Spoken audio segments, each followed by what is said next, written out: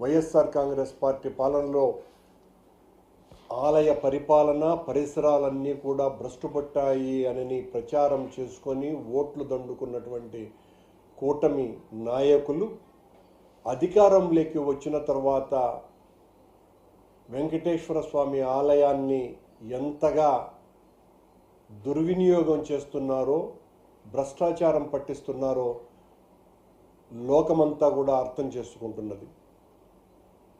నిన్న పాప వినాశనం